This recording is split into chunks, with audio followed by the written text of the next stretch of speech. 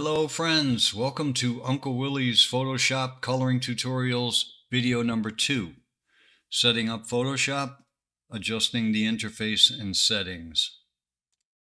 In this video, we will quickly view Uncle Willy's website, open Photoshop, and adjust the settings and tools, and then open the Three Bears image and set up the layer structure.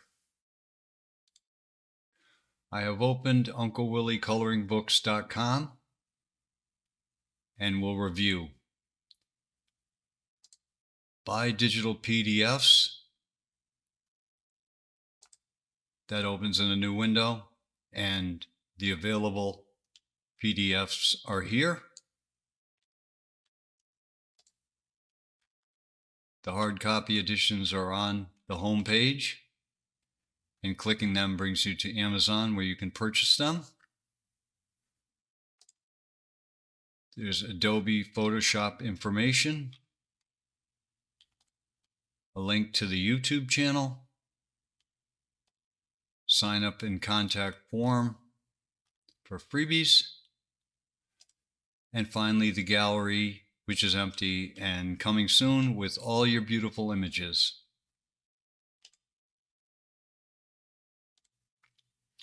I have opened Photoshop, and hopefully you have, and you're following along. We're going to adjust this interface so that both of ours look the same. First of all, we're going to go to Window, Workspace, down to Reset Essentials. Now the right area should look like this. We're going to take these additional tabs and left click and drag them and bring them back into this intermediate panel area and drop them there. Each one, when it lights up blue, just drop it in there. Take all of them in no specific order, and now they'll be housed in this intermediate section, this strip, and our layers panel will be nice and clear. Now we'll go to Edit, Preferences, General. On a Mac, it's File Preferences. We're going to review this. On the General tab, Adobe, as opposed to Windows. Use Strip Medium is fine. Checkboxes like this. On the Tools. On the Tools, 5 checked, 2 unchecked, 5 checked. Zoom with scroll wheel, the only thing checked here.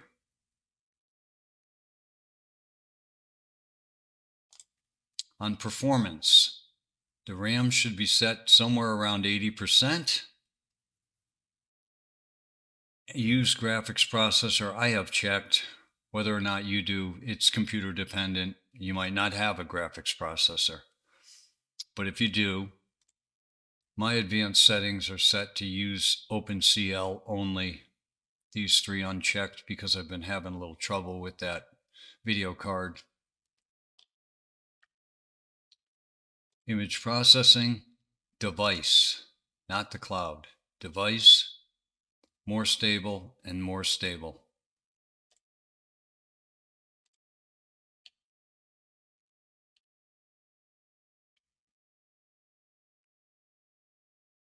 Technology previews should be like this: checked, unchecked, checked, and unchecked.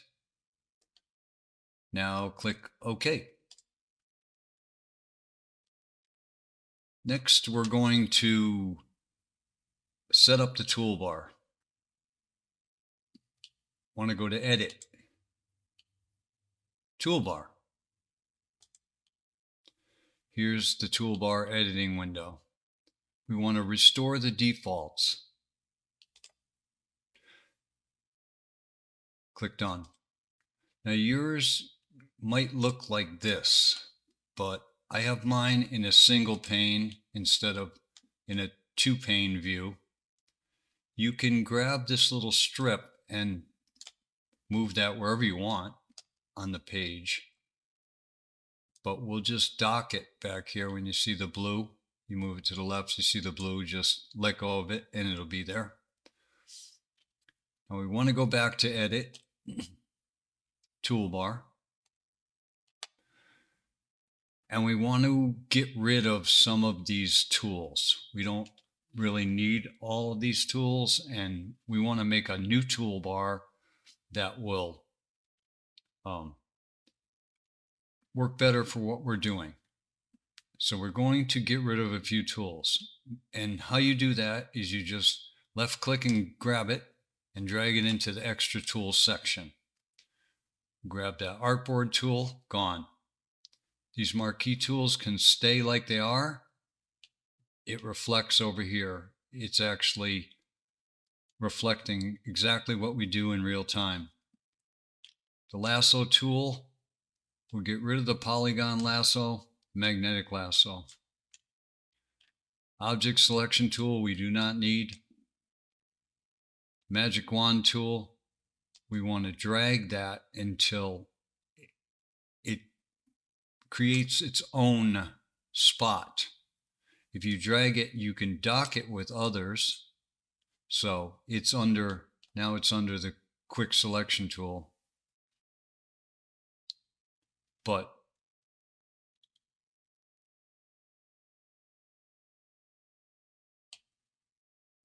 we want to get rid of that. We just want to put the magic wand on its own, in its own spot. Quick selection tool we do not need. Crop tool we do not need. Perspective crop tool, no. Slice tool, out. Slice select tool, out. Frame tool, out.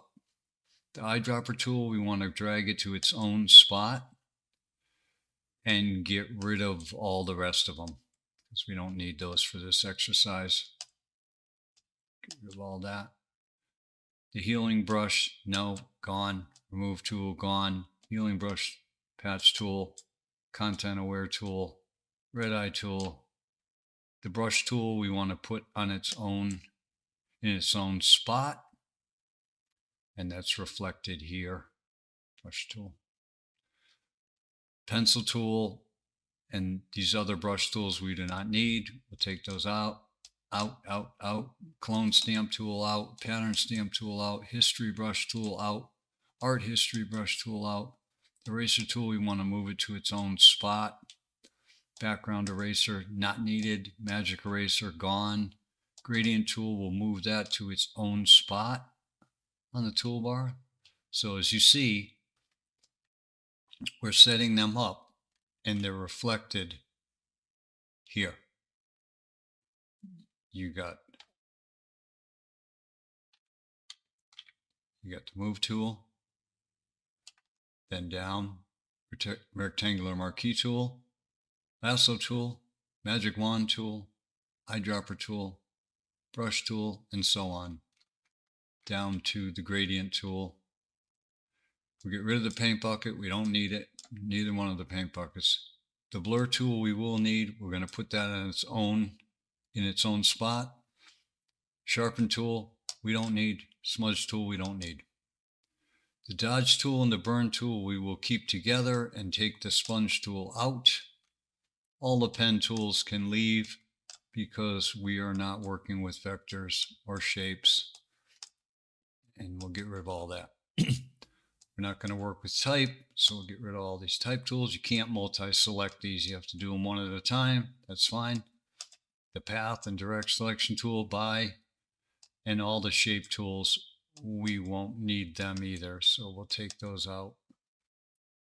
What we're trying to do is make a nice, concise, and just leave the other two there. That's fine. So now the toolbar that sits there reflects all the changes we've made. These additional tools, I'll show you how to get to those, but we won't need those anyway. So what we're going to do is we're going to save this preset.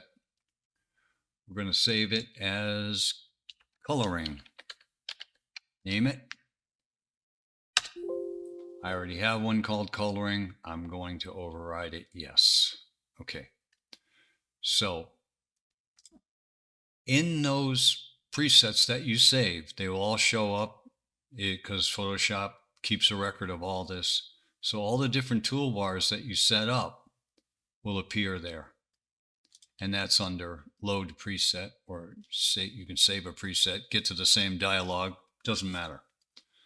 So we've set up the toolbar like this.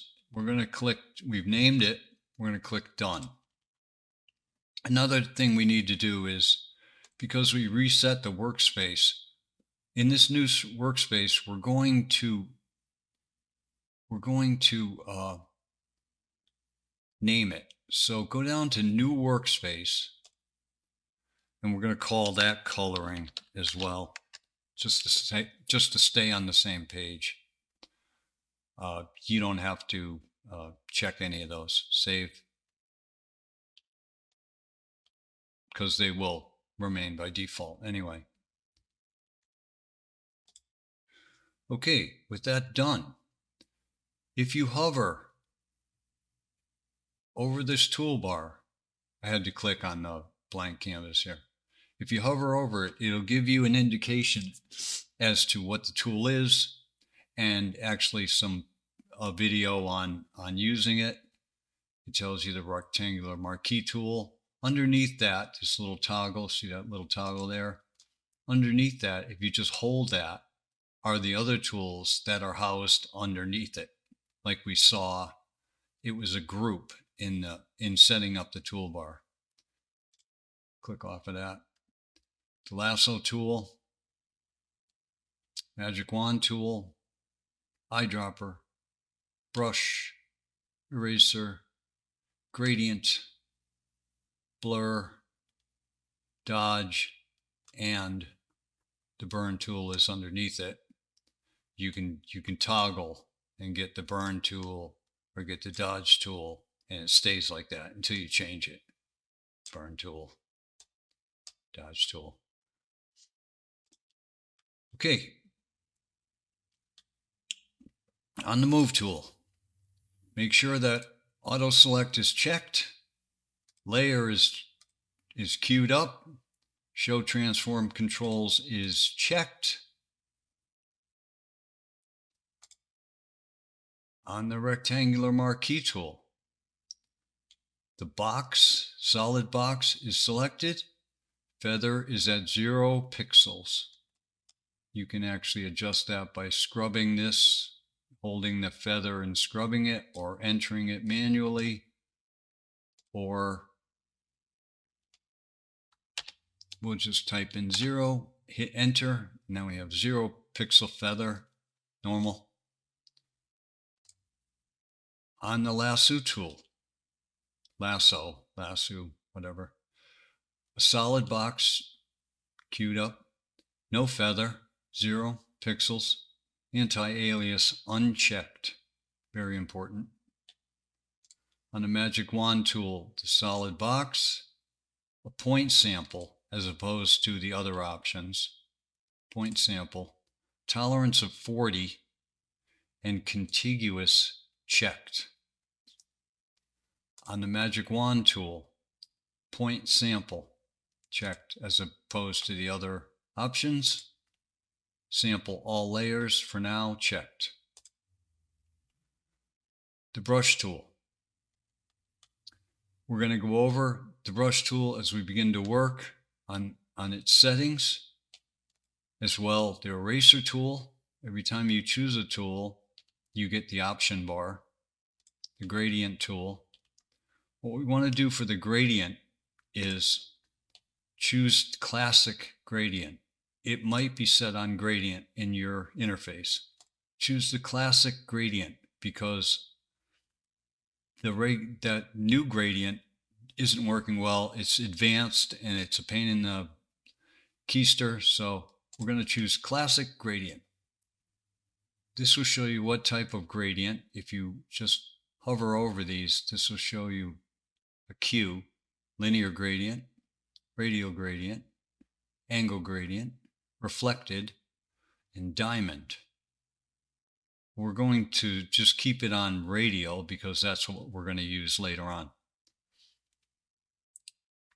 Transparency needs to be unchecked because that will present a problem, because we're not going to use transparency. In the gradient dialog here, that transparency gradient cannot be selected because it's not. It can't be selected because you have transparency off. In any event, click off of that. We'll adjust that gradient when we need to.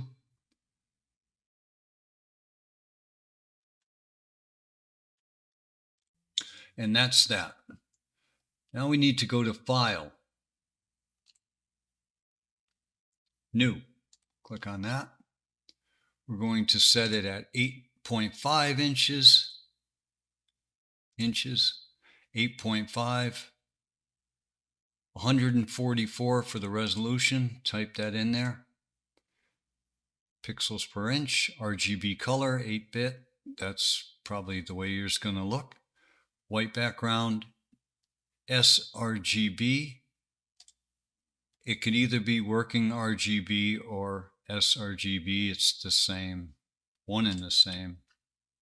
Square pixels, and click Create. Now we have a new document. Automatically creates a background layer of white where you can unlock it by clicking that, and you can lock it again by clicking that lock toggle there. We're going to get rid of that anyway, so it's just a placeholder at this point.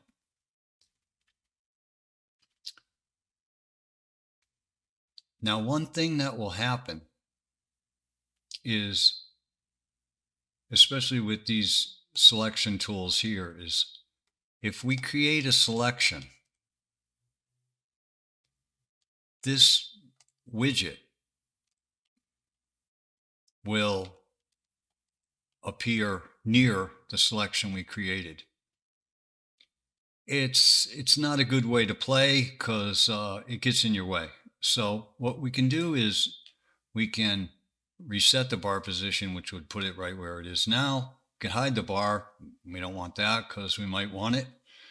Or pin the bar positions. We're going to choose that, and that way you can take that and put it wherever you want out of the way, and that's where it will live. Anytime you make a new selection, it'll pop up, but it will live wherever you set it. So I just wanted to cover that because it'll catch you out and you won't know what's going on. I'm going to clear this selection by hitting one of 3 shortcuts that I'm going to show you that you really need, and otherwise you would have to go to select and deselect, but just by holding Control and pressing D, it deselects. So that's one shortcut, Control D, that deselects. Anytime you have a selection made, Control D deselects it. Okay. Now we're going to go back to that folder, and we're going to take the 3 Beers and Cars image. We're going to left click, get this folder a little bit out of the way. We're going to left click, and then we're going to drag it over the canvas. We're going to hold Shift and then just let go of the mouse. It's going to open in Camera Raw, probably on your machine too. It's because it's a JPEG and that's the default for JPEGs. Just click OK. And now it has put it in the center. By holding Shift, when we dragged it in, it centers this image on the canvas. We'll just confirm that. The only thing is, when we scroll the wheel and zoom out, when we get the move tool, those transform controls. Very important. If that gets checked off, you won't see those. Have those checked. Left click on one of these control points.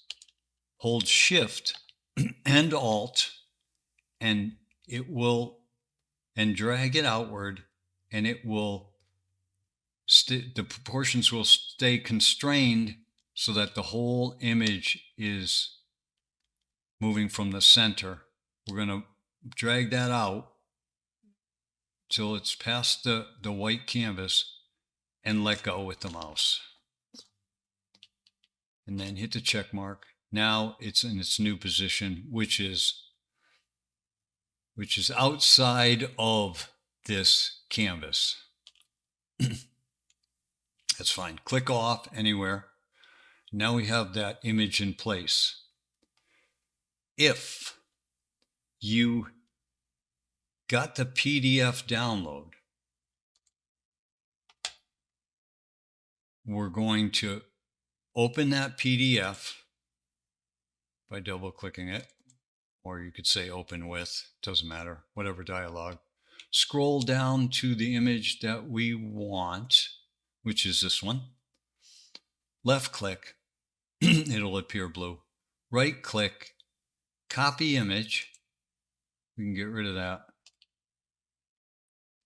And we can actually minimize this. Go to edit. It's already copied to the clipboard. Go to edit. Sometimes you have to click off because we went from one window to the next. It wasn't in Photoshop yet, so you just have to click on Photoshop. Edit, paste. Now scroll with the scroll wheel back out because this image is bigger than 8.5 inches. But what we want to do is grab this control handle and hold Shift and drag it in, and it will constrain the proportions, drag it into a point where it's just outside of the white underlying layer, and hit the check mark. That is scrolling in. Pressing the space bar gives you the hand tool. Hold the space bar and you can move the image around. Then let go. Click off. Now that image is in place. That was how we get the PDF image in. I'm going to click that and press delete, and it'll be gone because we already had brought that image in anyway. So those are the two different ways that you would bring it in. You would drag it in from your folder, or copy and paste, same thing, and hold Shift so it's centered, or open the PDF, copy the image, paste the image, drag it in so that it's the right size, and you're good to go. We're going to add a new layer. So right down here, there's an icon. If you just hover over it, it says layers. Watch quick video, whatever. This is adding a folder. These are adjustment layers. Mask, effects, and linking layers. This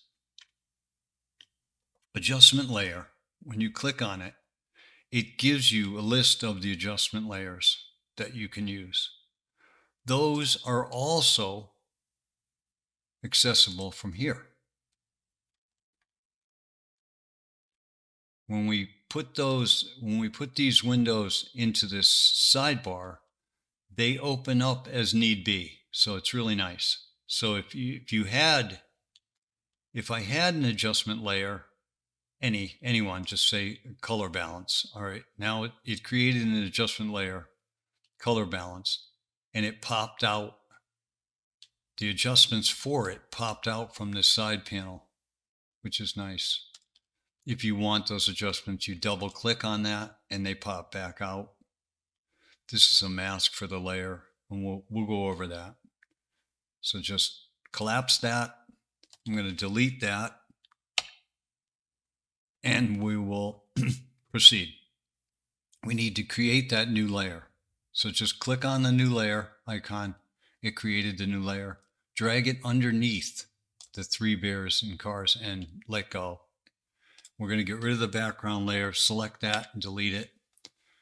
Now let's name this. Double click on the name of it. We're going to name it flat color. Click off. And we're going to click on the 3 bears and cars image. And we're going to set its blend mode to multiply. And we're going to lock it because we don't want it to move around and we don't want to be able to edit it at all. The flat color is where we're going to do the coloring.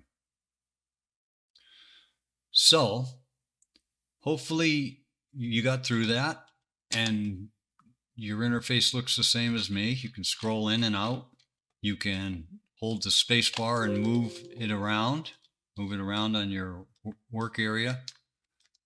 You can actually press Control and 0 and it will fill the canvas with that image. One final thing we have to do is save this file for later. We'll go to File, Save As. We're in that same folder we've been working out of, Photoshop document, as opposed to the other choices. Name it 3 bears in cars. And click Save. This comes up by default. Just click OK.